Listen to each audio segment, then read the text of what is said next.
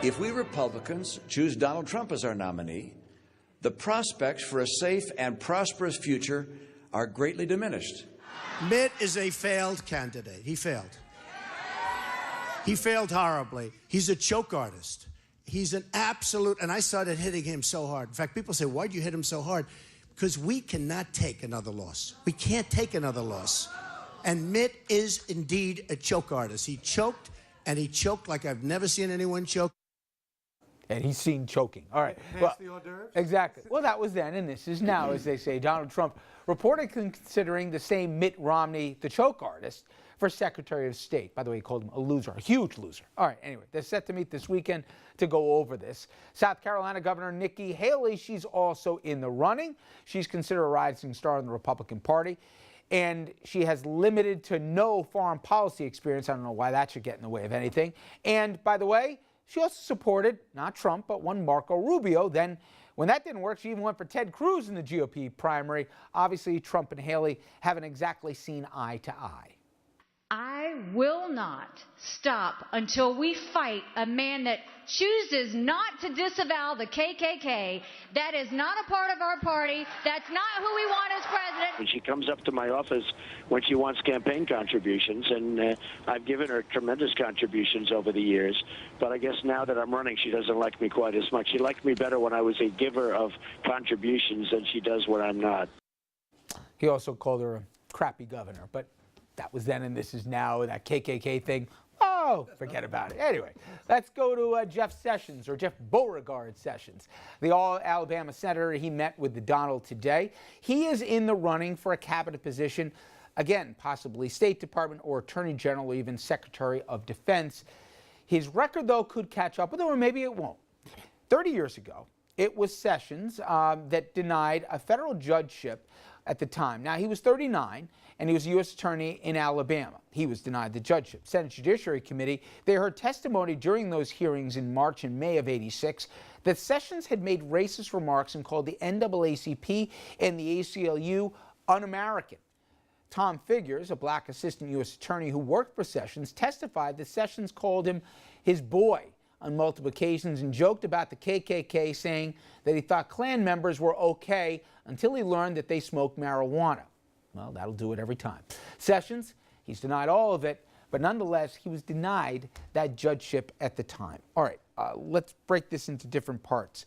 Just that was then and this is now. I know this is not the first time political enemies have become political marriages of political convenience or whatever else, but if you had told me that D.C. speech, I remember us taking it live, that Romney, who called him a fraud, a phony, he said he didn't build a business, he inherited, he's bankrupt more things than I can ever name. He's basically a carnival barker, and it's a charade what he's running. That now he's going to go up the golden escalator and head up to the Trump Towers and be considered for a cabinet position. Even I, cynic that I am, never would have seen something like that going. Yeah, I mean, when you hear the insults from the primary, it's funny. I almost had tears streaming down my face on the set as you were playing some of that stuff. But this is the good news, actually. This is good news that he's reaching out to people. And it's, adults and talking to Senator Schumer on the Democratic side. You want these people coming in, and it's good that they're willing to do it. That they're getting the call from the president-elect, and they're coming in, and they're willing to put this stuff aside. Even though your point is well taken. Your point is well taken. Romney an American patriot for putting that aside to help the country and serve. Isn't it also, if you're offered a cabinet position, you'll hold your nose and you'll look away. Yes. For a lot. Yeah. No, I think a lot of people will do that, but those are people you want in office. Like I'd feel a little better if Mitt Romney was in there. Maybe it's an economic role, or A lot of these offers of cabinet posts are going to be made to people on the precondition that they turn them down. Yeah, it's PR and stuff, but okay. Still it's a nice sign, though. Well, I'll give one though, and if there is a scintilla of dignity that sometimes you think people have or not, Ted Cruz. Now let's just remind people, Andrew, about this scorecard. Ted Cruz, his wife's face was mocked on national TV by Donald Trump. Trump also said that his father, he believed, or he passed along in a National Enquirer story, that his father was involved in the assassination of John F. Kennedy. Cruz, who we also remember, I thought it was a pretty nice touch, at the convention basically wouldn't endorse him when he had a national platform, even though he said different. Cruz has the audacity, after going up to the towers yesterday, to come down the escalator and say he'd be honored to have any role in the Trump administration. And he attacked and chagrined people who had the audacity to insult the integrity of one Donald J. Trump. Is there any line where you say, I won't do that? Not when your political future is hanging in the balance. Look, first of all, if you're shocked that this is part of Ted Cruz's character, that he would flip on this, you didn't know Ted Cruz well enough. It's his wife and his father. I understand that, but it's also his political career, and he's got nothing. He's not going to be a viable presidential candidate. He's going to get primaried when he runs for the Senate in Texas again, because he wouldn't get out of the way for Donald Trump, because he wouldn't endorse him at the convention. That's assuming that Trump's still popular. There's a baby Bush. There's a baby Bush who won statewide office in Texas, who is like the next up-and-coming Texas Republican, who they've already got a target on Cruz's back for, because Cruz is not particularly popular in Texas. So if you're Ted Cruz, what do?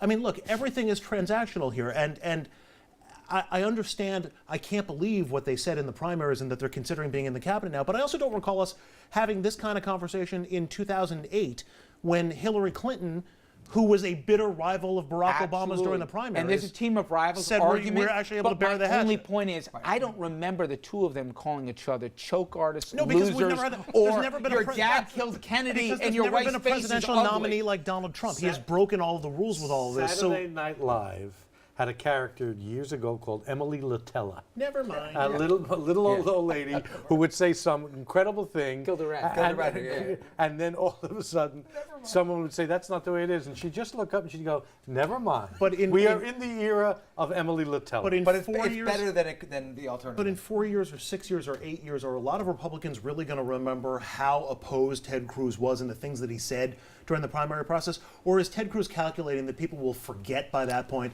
and he'll be able to start his career over again? I also think, Dominic, though, Ted Cruz is going to be like the Chris Christie. He's a prop that they use conveniently, but he ain't getting a job. He might. If your President Trump is smart to give him a job. Why? What does he bring to the table? Let me backtrack, and I hope I don't get punched for saying this. Well, let me get ready. Oh, I'll hit him if he hits you. Go ahead, yeah. Ditto to everything Mr. Whitman just said. Not all. Richard, some people that go into politics are straight opportunists, period. They will do anything. And case in point to what Andrew just said. I got that. I'm not naive, but when a guy goes after your wife and your father. Richard, I mean, at the end of the day, do you want me to be honest or not? Do you think they really care about their wife or their career? That's not fair. Oh, yes, it is. No, it's not fair. Yes, it is. I guess he made a trade-off, to be fair. The Senate would love to confirm him to something to get out of the Senate. But we could alternatively, we could be following a story that Trump is out there trying to axe everyone who was against him in the primary and take them down and destroy them. So that's why that would be a worse storyline. I'm happy about that. Let's not pretend that's not a storyline if you're one Chris Christie. Jared Kushner, his old man, got sent away for 2 years. He's not for had a a good bunch week. of things by then federal prosecutor, and all of a sudden Christie's been running the basically transition for 2+ months here. Said, thanks for the memories, you're out the door. And by the way, all good people, by the way, that he had lined up, like Mike Rogers, etc., you and all the other people you found are out the door too. That to me was petty, but you know, and that had to do with family politics. What's all this fuss about Soviet jewelry? Why shouldn't the communists have something nice to wear? Who was it? Never mind. Can I punch you today? Totally segue that went nowhere. 1975. But Thank you. last serious question about this, or maybe first serious question about this. Nikki Haley, I don't know if she's traveled to 3 countries. Forget about foreign policy experience. Say whatever you want about Hillary Clinton. You know, she had bona fides for this. There are plenty of people who could bring something to the table. He is potentially populating these positions with people that don't have the requisite experience at a time of international turmoil.